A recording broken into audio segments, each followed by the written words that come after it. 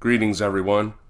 I'm sure most of you are aware of the accuracy or lack thereof when it comes to the current accepted test for COVID-19. I'm going to show you two different doctors explaining how the test works, followed by a clip of how Tanzania sent in samples from a bird, goat, and fruit, which all tested positive for COVID-19. COVID-19. So let's look a little bit more in detail at this test. So this is that RT-PCR stands for, it's a mouthful, but it's reverse transcription polymerase chain reaction.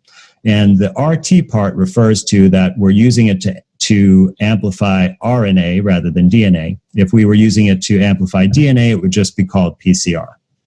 Okay. Now, I'll tell you some important things about this test. So the most important thing is it's not actually testing for the virus itself, it's testing for a sequence of RNA. Now, that sequence of RNA may be present in a virus, but it also may be present in other things. And so I'll give you an example, and I think I mentioned this before, but let's say we had a person that we wanted to identify. Okay, so James, I'm going to use you this time. So we want to be able to identify James out of a crowd, and we're going to send him to Yankee Stadium to a baseball game. But we're not going to look for James's face or any other part of his actual body. Instead, we're going to use a surrogate marker, just like they're using for this test. So we're going to put a cap on James's head.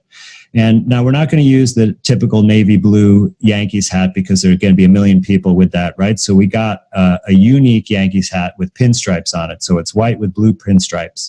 And we're going to have him put that hat on and then go into the stadium and disperse amongst the crowd. And then we have a team of 10 people that we're going to send out into the stadium looking for that hat. Okay, so we do this procedure. And lo and behold, what happens is we actually find 6 of these hats. Okay, so 6 out of 10 people find someone wearing this hat. So we go and identify if any of those people are James. And it actually turns out that none of them are James, because James doesn't like wearing hats. So once he got in the stadium, he gave his hat to some kid who would have liked it. And that was one of the 6 people that we found. So you see that when you are looking for something that's not exactly the thing you're looking for, but it's something that's associated with that thing, you have to really understand the relationship between what you're looking for and that thing. So in other words, we had to ask James, will you be comfortable wearing this hat the whole time, right? And then we also have to know, did other people buy this hat, or is this a one-of-a-kind hat? Right? So you can see it can be very misleading. We can get a lot of false results by using this type of method. So in order to mitigate that, and by the way, this concept was just drilled into us in medical school, that whenever you're evaluating a new test, that you need to compare it to the gold standard. And that's how you know if it's actually valid. So with this COVID-19 test, there has not been any gold standard test that this has been compared to, because the supposed COVID-19 virus has never been purified and visualized. So in other words, if we were able to take people who are ill with this pandemic pneumonia and take their lung fluid, and from that purify out a virus particle that we could identify, and once we purified that, we could actually take the genetic material right from that particle, so we know that it came where it came from. We know it didn't come from anywhere else, because now we have a pure sample of only these particles. Then we would be able to have a gold standard. And so the way you would test this PCR is you would have a group of sick patients, and then you would have a control group of healthy patients. You would perform the gold standard test, so you'd be able to identify the virus out of each of those patients. And then you would compare the results of the PCR test to that gold standard. And that is really critical, because it would allow you to determine or calculate an error rate, because no test is perfect. It's also very, very important that you have that control group, because that control group would not have the virus present at all, and should have a negative PCR test. And that's very important in order to help you calculate these error rates. So one example of a type of error that I think we'd be very concerned about with this test, because we don't want to be mislabeled as being positive for this alleged virus and then risk being quarantined or perhaps even detained. So, we want to know the accuracy. Now, there was a paper that came out where they had to estimate the false positive rate because you can't calculate it since there's no gold standard to compare it against. And they actually reported an estimated rate of 80% in people without symptoms. So what that means is if you got tested, let's say you were exposed to somebody who tested positive, or you traveled or something like that, and you want to get tested, or you're asked to get tested, there would be 4 out of 5 times that there was a positive result, there would actually be no illness.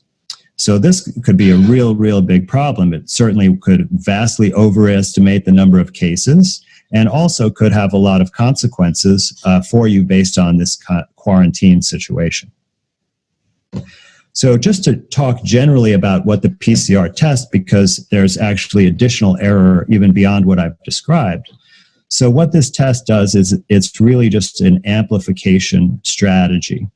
And the reason this is necessary is because we're kind of looking for a needle in the haystack. We might only find a few copies of this genetic material.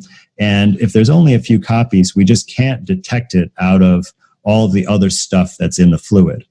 So what this does is it's a reaction that actually replicates the strand of RNA, and it makes a copy. So it makes from 1 to 2. So you would run a cycle of this reaction, and you'd go from, say, 1 copy to 2 copies. Then you would stop the reaction and then start another cycle by adding some more materials, and then you go from 2 to 4 and repeat it again, 4 to 8, and so on and so on. And this is an exponential or a binomial expansion. And if you look at the black curve on the graph here, you'll see that's what that represents. So generally speaking, when you're using this test, you want to carry out approximately between 25 and 35 cycles in order to get enough amplification that you can see what you're looking for. If you go too much beyond that, what happens is you end up amplifying the noise. So it seems to be generally represented that the absolute maximum number of cycles that you could do and still get an accurate result is 45. And that's exactly the number of cycles that is recommended for this COVID-19 PCR test. So it's right at the upper limit. So that's the first thing that I think everybody must understand. Now, a lot of you and a lot of people ask me the question, well, but don't we have a test that shows that this is caused by this virus? Now, sometimes, because I have a little bit of a smart alecky tendency, I must admit, I ask the people, do you know what the test was? Or do you know what the test is? So far, essentially, nobody has known what the test is. The test is called a RT-PCR test. It's otherwise known as a viral load test. And the test is a surrogate test. It was developed by a guy named Kary Mullis, who was given the Nobel Prize in Chemistry for essentially inventing the technique of this test. And he said very specifically, you cannot use this test to either prove infectious etiology or to diagnose an infectious disease, which of course is interesting because if you can't use it to diagnose an infectious disease, that of course begs the question of what can you use it for?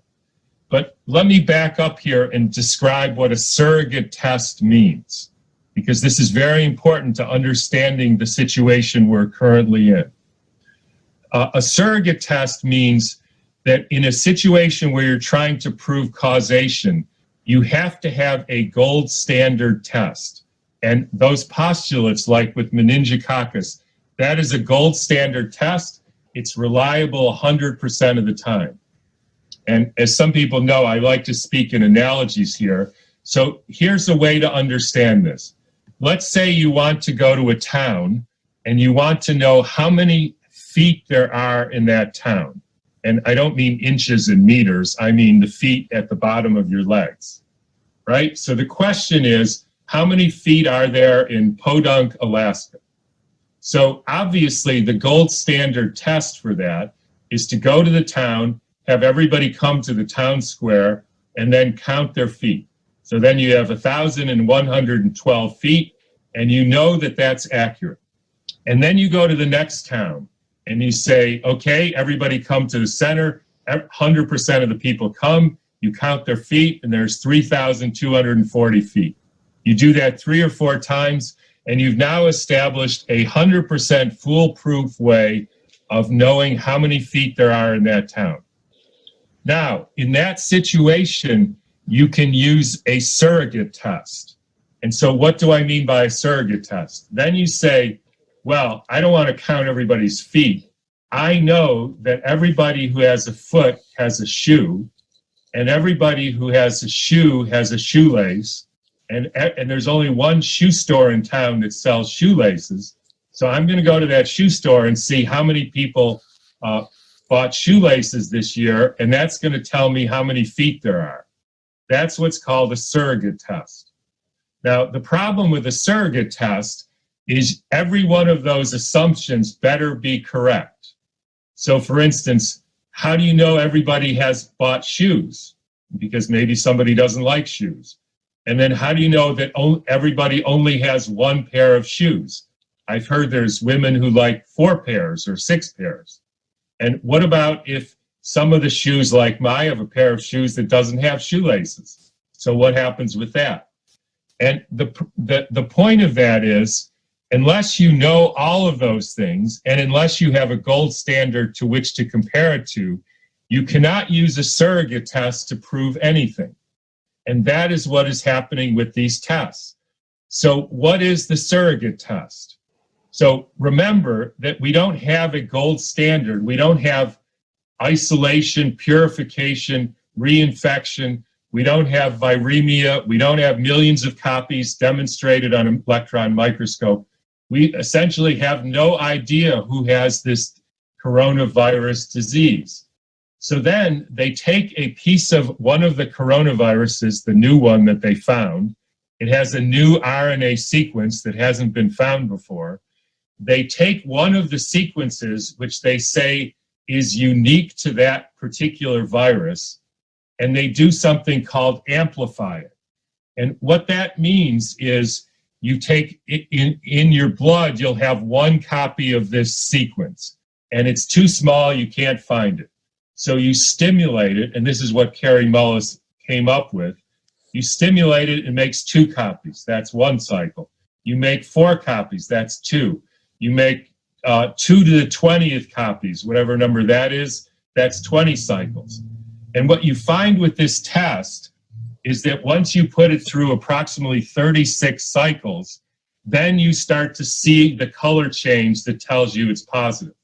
So if you do 35 cycles, it's still too small to see. If you do 36, you start to see it, but you get false negatives, even though you don't really know which is a false negative because you don't have anything to compare it with. So then you do 37 and you see it, 5% of the time of people with these symptoms, and you say that's the number. But here's where it gets interesting. If you do it 40 times, you start seeing a lot more positives. And then here's something else to know. If you do it 60 times, so if you amplify it over and over and over again, it becomes positive with 100% of the people. Let me say that again. If you amplify it 60 times, it will be positive with everybody. That means that everybody has a piece of this RNA somewhere in their cells or in their genome or somewhere in their secretions. All you have to do is amplify it enough. And the problem is we don't know how many false positives or false negatives there are because we have nothing to compare it to. And if all biological tests have false positives, so if you test 30 million people and you have a 1% false positive rate, then 300,000 people by definition will test positive, and then you have an epidemic. And then if you want to demonstrate that the epidemic got better, all you have to do is lower the amplification cycles to 35, and then suddenly your, vitamin C or your vaccine or your chloroquine or whatever you did worked, and now there's no more people testing positive. That is fraught with problems, and that is the problem. And unfortunately, with every country has their own standard of what kind of cycles they put it through, the number. So you see very different numbers coming out of very different places, depending on the number of amplification cycles that they're standardizing their test to. And I hope everybody is getting the point that this is a crazy situation.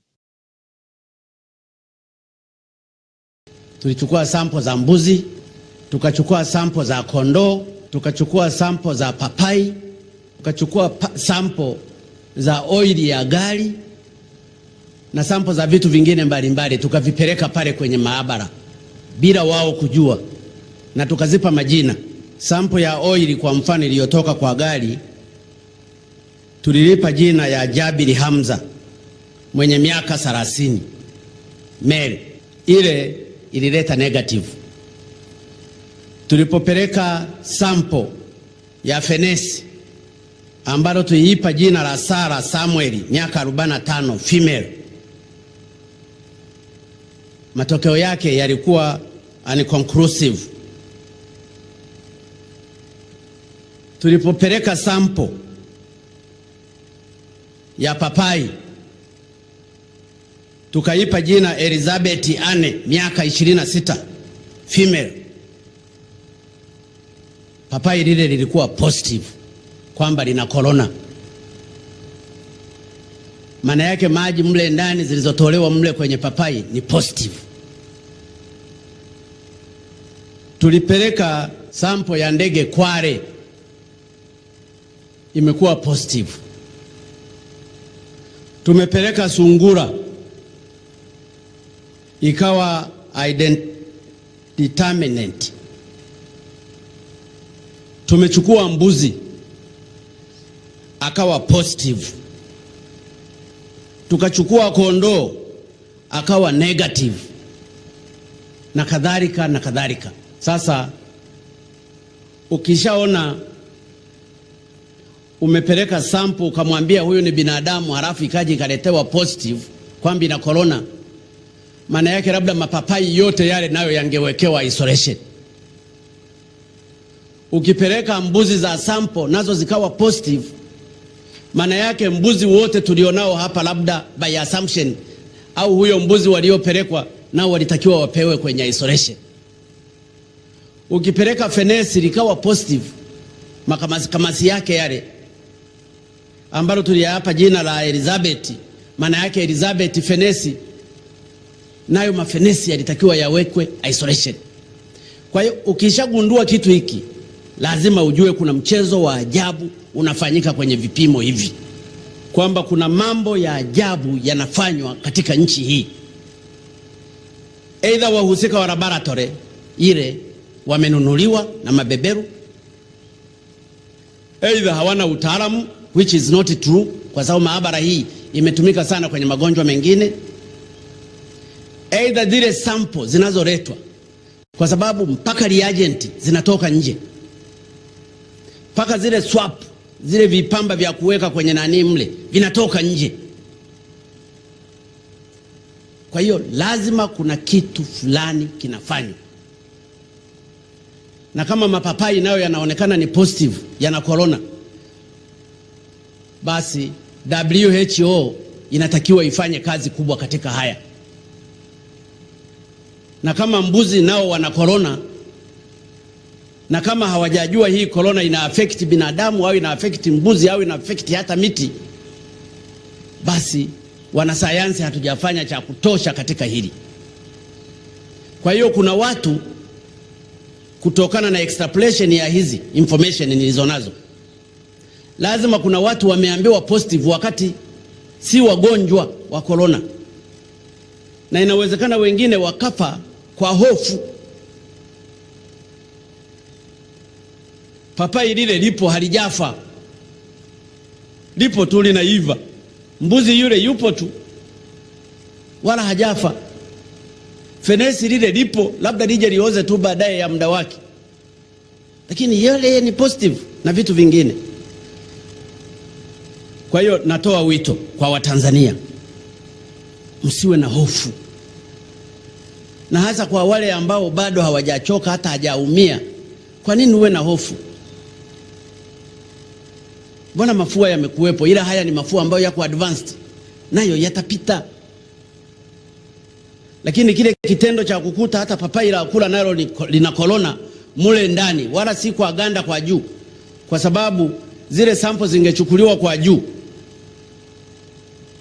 wangesema labda aliyeligusa ana corona, lakini wametoa with specifications kabisa vizuri, wakachoma ndani mle, wakaingiza kile kiswapu.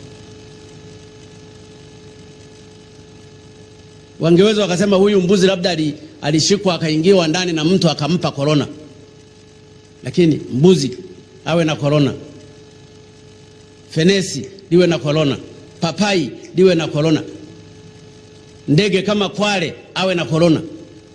Ni lazima pawe na maswali mengi ya kujiuliza sisi kama Watanzania, lakini na dunia na Afrika nzima lazima ijiulize vizuri katika tatizo hili la ugonjwa, kwamba kuna kitu fulani ambacho inawezekana hakijaeleweka kwa Watanzania na kwa wanasayansi, lakini inawezekana hata duniani hawajakielewa.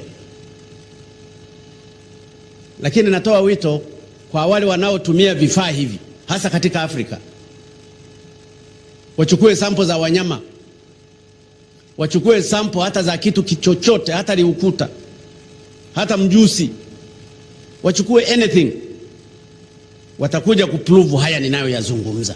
Mimi ni mwanasayansi, ninajua ninachokizungumza, na kazi hizi zimefanywa na watu ambao they are really qualified. Kwa hiyo nairudia kuwaeleza Watanzania, bado tuko kwenye elementary stage, tusipaniki, tuendelee kuchapa kazi, uzalishaji uendelee maradufu zaidi, tusitishane, na wanasiasa waache kuitumia hii kama ajenda, haitawasaidia. Lakini Watanzania tusikubali kutumika. Corona haiko Tanzania tu, iko kila mahali, iko Marekani, iko Uingereza, iko Uholanzi, iko Sweden, iko everywhere, iko Japani, iko China, iko kila mahali. Sasa wasitumie hii kama base. Kwanza huu ugonjwa wala haukuanzia hapa.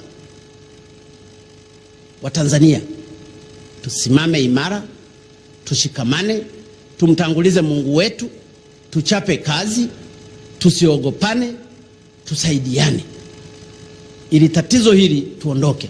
Na wale wanaoendelea kufanya mbinu za kijingajinga kama hizi ambazo nimezisema, kwamba papai nalo lina corona, kwale ana corona, mbuzi ana corona, ni lazima katika scientific approaches watu lazima wafanye kazi. Ni waombe wataalamu wetu, vyuo vikuu, Sokoine, University of Dar es Salaam, vyuo vyote, NEMRI na kadhalika, huu ndio wakati wa kufanya kazi na kuonyesha integrity zenu za kufanya research kwa sasa. Sina uhakika sana na mkuu wa maabara hii kama anafahamu, kwa sababu hata tulipokuwa tunapeleka zile sample julisha, yeye amepima akijua ni sample za binadamu. Lakini kwa nini na yeye hakufanya trial kwenye siku za nyuma ili kujustify kile kifaa anachokitumia? Kwa hiyo kuna mambo mengi ya ovyo ovyo humu ndani.